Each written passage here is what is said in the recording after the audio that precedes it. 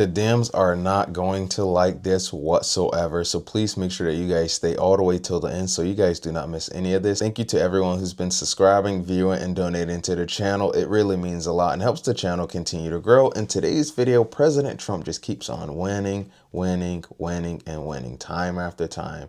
And the numbers speak for themselves because the people understand what some are doing. Look at what happened in March compared to now.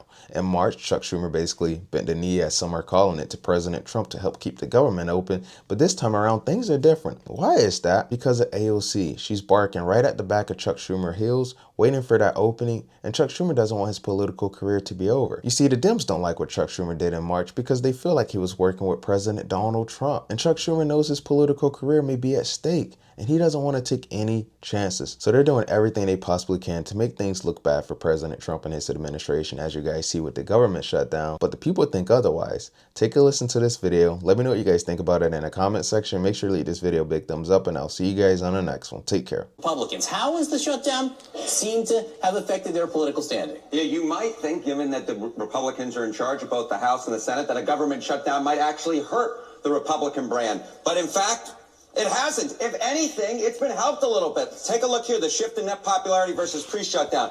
When we're looking at the Republican Party overall, that brand actually up 2 points. That's within the margin of error, but clearly it hasn't dropped. Come over to this side of the screen. Look at the net approval ratings for Republicans in Congress. It's actually up 5 points since pre-shutdown. So what we're seeing here is the Republican brand in Congress has actually improved somewhat compared to where we were pre-shutdown, despite the fact that Republicans control. And that's the math that John Thune and Mike Johnson are looking at is, well, hey, why should we give, and electorally speaking, when our brand has actually improved a little bit?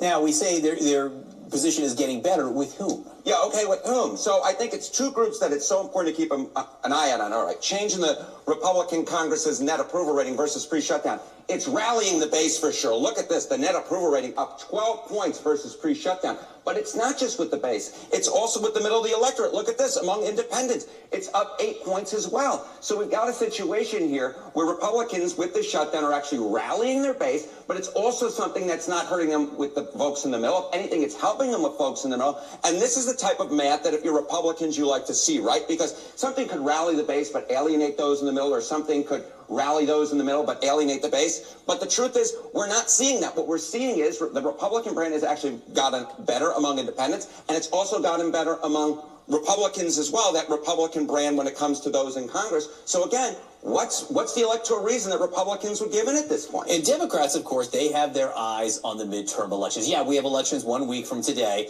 but what Democrats in Congress are mostly focused on are 1 year and 1 week from today from the midterm. So how do Democrats, how are they positioned right now? Yeah, so I mean, look, the generic congressional ballot, which traditionally Democrats have done really well on, and if you look at this point back when Trump was president the first time around, Democrats are up 11 points. Look at where it is now. Democrats are ahead, but they're actually only up 3 points. This is, in fact, the worst position Democrats have been on in a generic ballot at this point in midterm when there was a Republican president in the last 20 years. And this is no different from pre-shutdown. So Republicans aren't losing on this metric either. They become more popular, and they're actually in a pretty good position for them historically when it comes to the generic congressional ballot.